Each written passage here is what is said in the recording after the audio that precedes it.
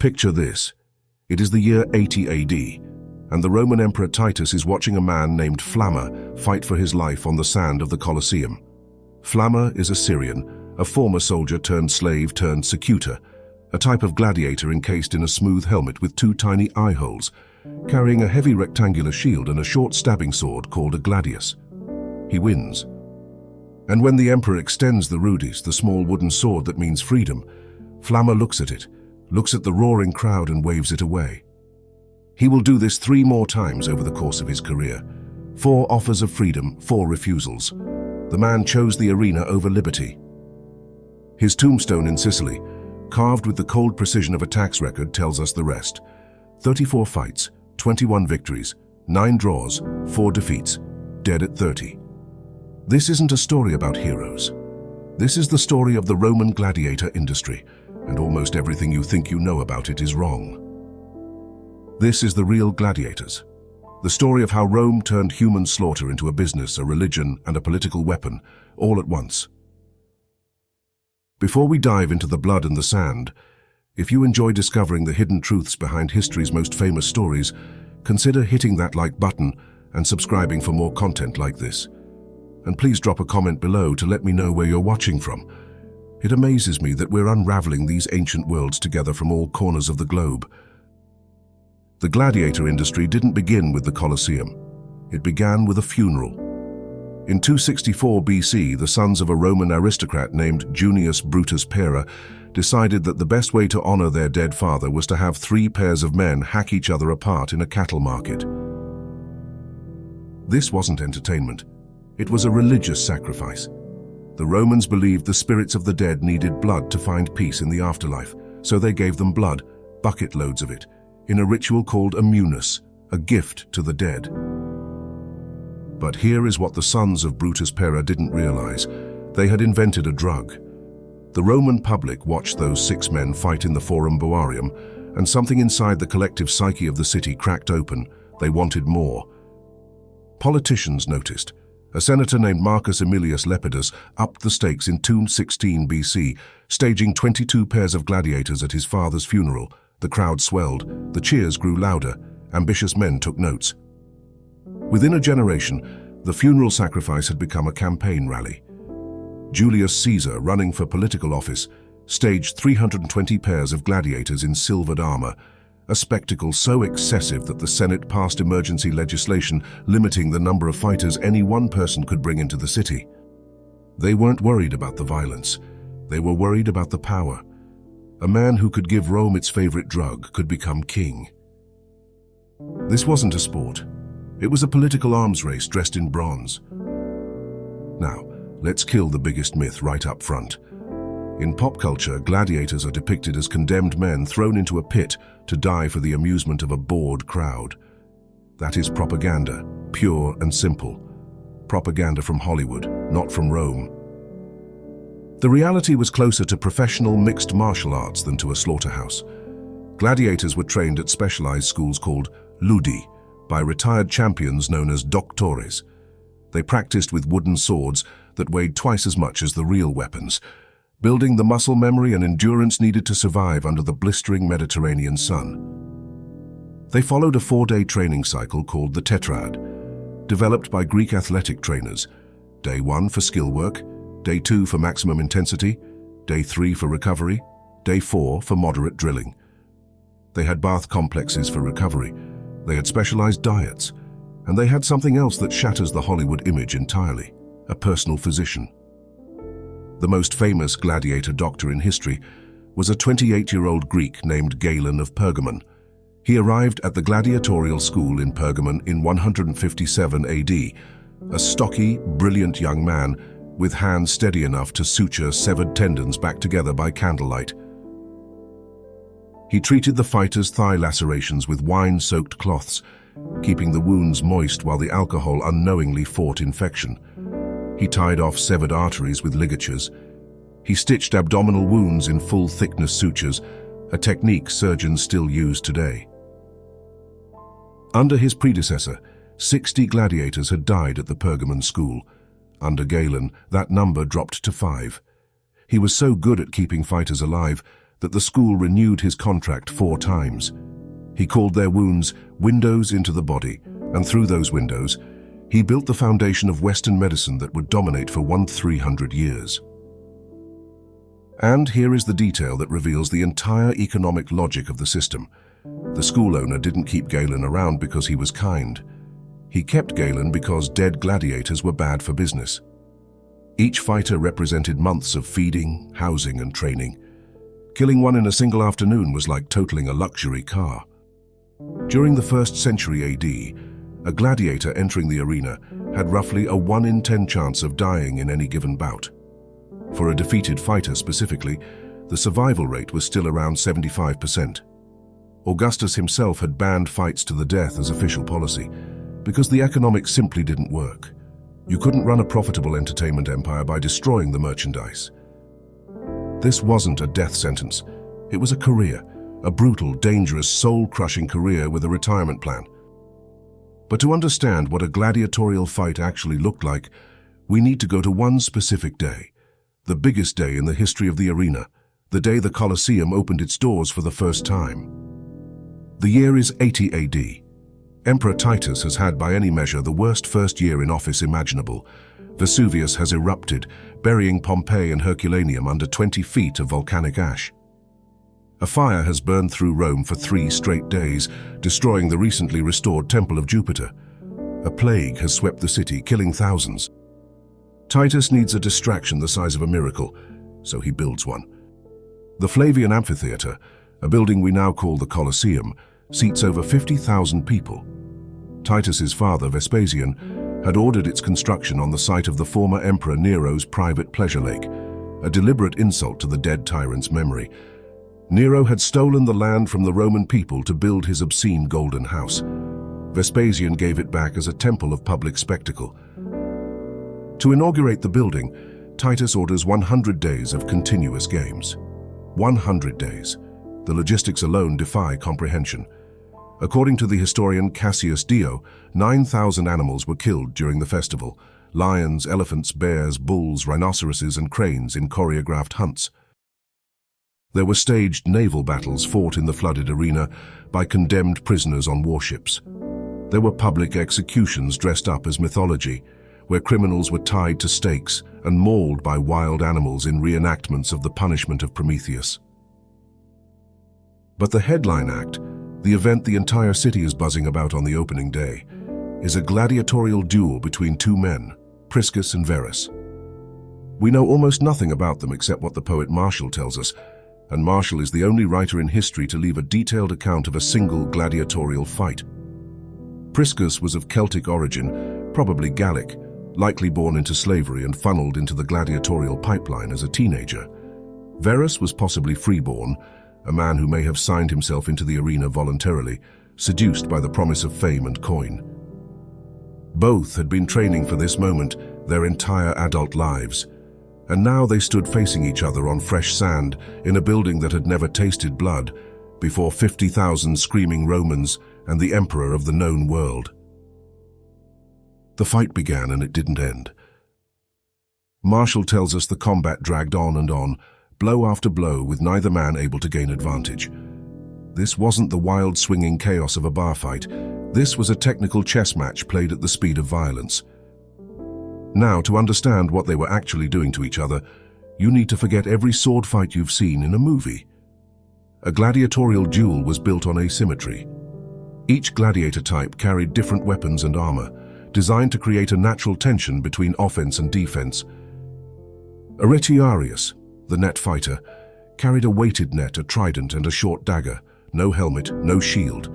He was fast, mobile, and terrifyingly exposed. His job was to entangle his opponent, trip him, and drive the trident down into the gap between helmet and shoulder guard. But if he missed the throw, he was functionally unarmed against a wall of bronze. His usual opponent, the secutor, the chaser, wore a smooth, rounded helmet with tiny eye holes, specifically designed so the net couldn't catch on any protrusions. He carried a heavy shield and a short sword. The helmet gave him protection but savagely limited his vision and airflow. He could barely see. He could barely breathe. Every second of combat was a race against his own suffocation. The Mamillo, another heavy type, wore a helmet with a distinctive fish-shaped crest and a massive rectangular shield that covered his body from chin to knee. His weakness was his weight. He turned like a tank. A faster opponent could circle him, forcing him to pivot on exhausted legs until his guard dropped, and the inner thigh, the soft, unarmored flesh below the shield rim, became exposed. The the Thracian, carried a small rectangular shield and a curved sword called a seeker, designed to hook around the edge of an enemy's guard and slash at the exposed sword arm or the back of the neck. Every matchup was engineered to produce drama, heavy against light, speed against power, visibility against blindness. The audience didn't just watch the violence. They analyzed it, the way a modern crowd watches a boxing match, reading the footwork, anticipating the clinch. Back on the sand, Priscus and Verus are locked in a grinding stalemate. Neither man can find the kill shot. Their weapons ring off each other's armor. Their sandaled feet churn the sand into clouds. The crowd begins to shout, not for blood, but for mercy. They are begging Titus to stop the fight, to grant a missio, a discharge. But Titus shakes his head. His own law states the fight continues until one man raises a finger in submission. The emperor won't break his word on the opening day of his own monument. So instead, between rounds, he sends down silver trays of food and gifts to the exhausted fighters. A bizarre act of kindness in the middle of a death match, like a boss sending pizza to employees he's forcing to work overtime. The combat resumes. More blows, more near misses. The leather straps of their armor darken with sweat. The sand beneath them is scuffed into a churned mess. The shadows lengthen across the arena floor. And then something unprecedented happens. Both men at the same instant lower their weapons and raise a single finger. They surrender to each other simultaneously. 50,000 people lose their minds. The roar is so loud, it probably registers in the afterlife. The emperor, in a moment of theatrical brilliance that every politician since has tried to replicate, stands from his marble seat and does something that has never been done in the history of the games. He awards the rudies to both men. 2 small wooden swords are carried down to the sand. 2 gladiators, drenched in sweat and streaked with shallow cuts, accept their freedom at the same time. Martial, the poet watching from the stands, practically faints with excitement. He writes a poem about it on the spot. Both men fought as equals, he says. Both men yielded as equals. Both men won. It was the greatest piece of political theater the Roman world had ever seen. And it was a complete lie. Because here is what Martial doesn't mention: the men who died in the morning. The condemned criminals dragged into the arena at lunchtime and fed to lions while senators went out for a meal. The nameless fighters in the earlier bouts who weren't famous enough to warrant a poem. Priscus and Verus were the headline act, the glamour. But behind the spectacle was a machine that consumed human bodies the way a furnace consumes coal. This brings us to the man who turned that machine into a personal playground, Emperor Commodus. Lucius Aurelius Commodus was the son of Marcus Aurelius, the philosopher king, the wisest ruler Rome ever produced. He inherited an empire at the age of 19 in 180 AD. He had been groomed by the finest tutors, treated by Galen himself, and given every advantage a human being could receive. He squandered all of it to play gladiator. Commodus was, by all surviving accounts, an extremely handsome man. Tall, well-built, with curling hair he reportedly dusted with gold flakes. He was also left-handed, a fact he was inexplicably proud of, and he believed with absolute sincerity that he was the reincarnation of Hercules. He had statues made of himself wearing a lion's skin and carrying a club. He renamed the months of the year after his own titles. He renamed Rome itself, the city, the eternal city, colony of Commodus. And then he stepped into the arena. This wasn't a brave act, it was a farce. Commodus fought with real weapons. His opponents were given dull blades. He battled from elevated platforms where they couldn't reach him. He slaughtered exotic animals, killing 5 hippopotami in a single session, then a rhinoceros, then 100 bears by spearing them from the safety of the imperial balcony. When he fought gladiators, they submitted immediately because refusing to lose to the emperor was a quick way to lose your head. The historian Cassius Dio was in the audience for one of these performances. He watched the emperor of Rome decapitate an ostrich in the arena, then walked toward the senatorial seats, holding the severed head in one hand and a bloody sword in the other, grinning. The senators were terrified. Not of the ostrich, of the implication. The man with the sword was looking at them, but they couldn't show fear because fear might provoke him, and they couldn't show contempt because contempt would kill them. So Dio did the only thing he could think of. He plucked a laurel leaf from his ceremonial wreath and started chewing it frantically to disguise the laughter that was bubbling up in his throat. He nudged his colleagues to do the same. An entire row of the most powerful men in the Roman Empire sat there, jaws working furiously on laurel leaves, pretending to be deeply impressed while a madman waved a bird head at them.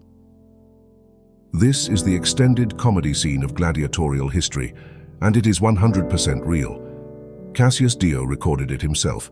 The absurdity of grown senators, men who controlled legions and provinces, reduced to chewing leaves to avoid being murdered by a man in a Hercules costume. The arena had turned the most powerful institution in the Western world into a room full of hostages playing pretend. Commodus fought over 700 times in the arena and claimed 12,000 victories, a number so absurd it would make a professional wrestler blush. He charged the Roman treasury 1 million sesterces per appearance, essentially billing his own empire for the privilege of watching him cheat. But the comedy had a punchline, and it wasn't funny. In December 92 AD, Commodus announced that he would inaugurate the new year by entering the arena as both consul and gladiator simultaneously, a declaration so offensive to Roman tradition that it was essentially a declaration of war against the Senate. His mistress, a woman named Marcia, discovered a list of people Commodus planned to execute. Her name was on it. So were those of the Praetorian prefect Latus and the chamberlain Eclectus. They moved fast.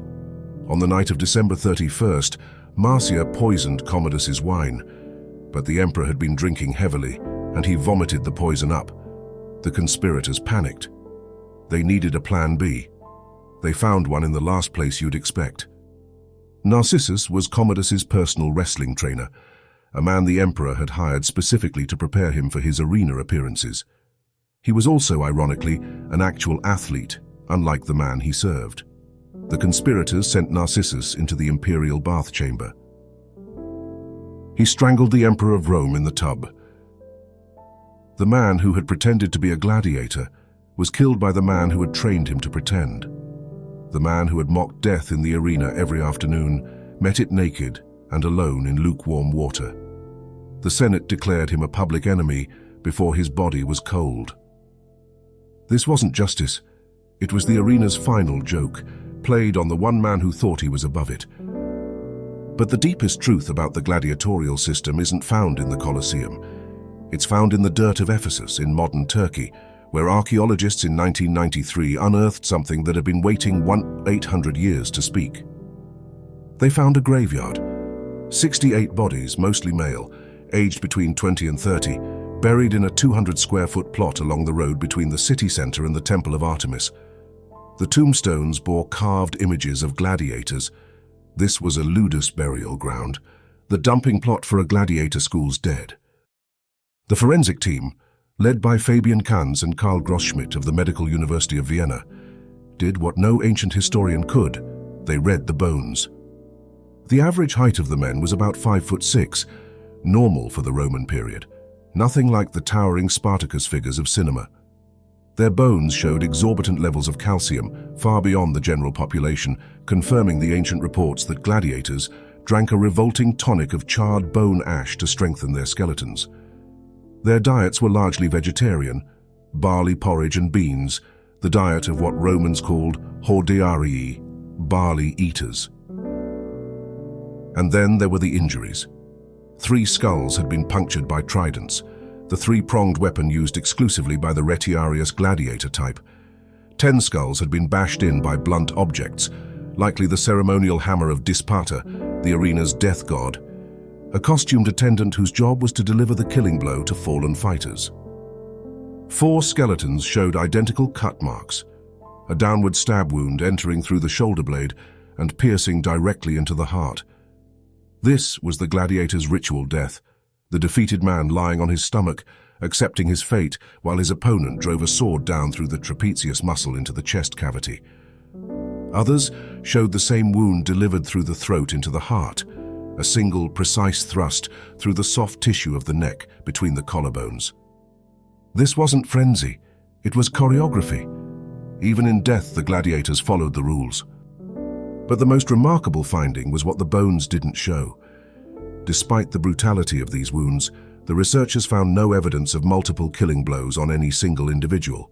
No hacking, no overkill, no evidence of the kind of frenzied violence you see on medieval battlefield remains, where bodies are cut apart by panicked men swinging wildly. Each gladiator who died in the arena received one clean wound, or at most two. The combat rules, so often dismissed as theatrical window dressing, were real. The referees standing in the sand with their staffs, visible in mosaics and relief carvings across the empire, actually enforced them. This was regulated violence, not chaos. It was brutal, it was lethal, and it was meticulously controlled.